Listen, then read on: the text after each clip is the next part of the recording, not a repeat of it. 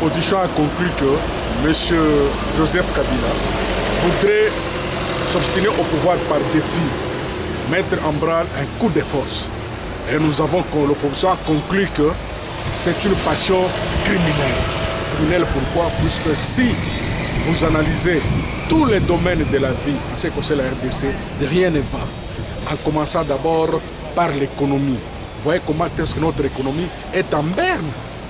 Et nous sommes surpris quand M. Kabila il prononce un discours d'autosatisfaction. D'après lui, il est satisfait. Mais nous disons que c'est un bilan très négatif et nous avons encore renouvelé, réitéré les préalables en ce qui concerne l'exécution des mesures de décrispation. Au-delà de ça, nous avons encore évoqué le problème de l'élagage de la machine à voler. C'est-à-dire que nous nous sommes mis ensemble pour faire cette analyse et prendre la communauté internationale à témoin, soit disant que M. Kabila ne voudrait pas des élections, puisque tous les préalables, les prérequis ne sont pas encore rencontrés. Pour votre gouverne, nous irons encore déposer nos candidatures au niveau national, peut-être demain après-demain. C'est pour vous faire voir que nous sommes prêts pour les élections, mais pas pour n'importe quelle élection. Et le retour imminent de M. Moïse Katumbi Tchapou. Maître, en vous entendant parler, apparemment, vous serez contre si les élections seraient convoquées avec machine à voter. L'issue maintenant, nous risquons d'assister à une élection sans l'opposition. Nous sommes là, et si cette machine à voter n'est pas élaguée, il n'y aura pas élection. Et nous allons contraindre M. Kabila de démissionner de parti, puisqu'il faudrait qu'il y ait un consensus autour des acteurs politiques que nous sommes. Il faudrait qu'il y ait un consensus. On n'organise pas les élections pour la CENI. M. Nanga n'organise pas les élections pour lui-même, mais il organise les élections pour la population. Et il doit avoir la confiance de la population. Une élection sans confiance, sans pour autant répondre aux prérequis posés par la partie adverse, ne vaut pas une élection. Dernière question, avant de venir plus tôt.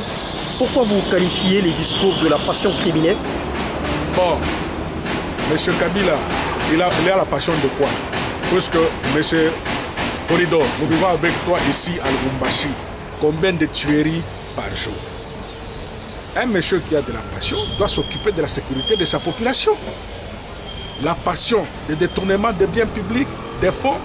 Et d'ailleurs, c'est dans leur camp que nous avons su que de ce côté-là, il y a des détournements avec son conseiller spécial, Bambi Luzolo Bambi.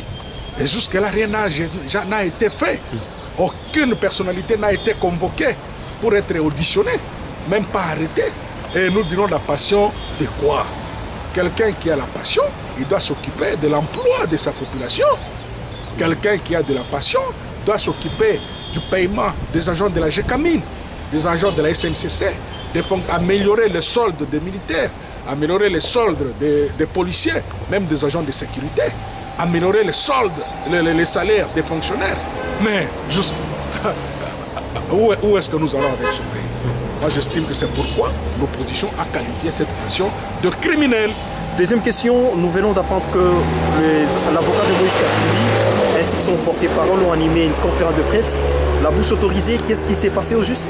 Oui, il y a eu une conférence ce matin animée par l'avocat Moretti de l'honorable Moïse Katumbi Tchapou, notre chairman, accompagné du directeur de son cabinet, pour ne pas le citer, Olivier Kamitatu.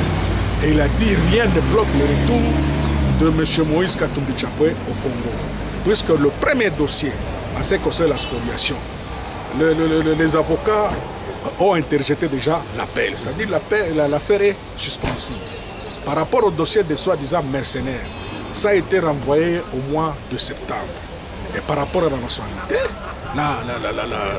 l'Italie vient de démentir, a démenti, soit disant qu'il ne reconnaît aucun Moïse Katumbi Tchapou enregistré dans leur livre-là de nationalité.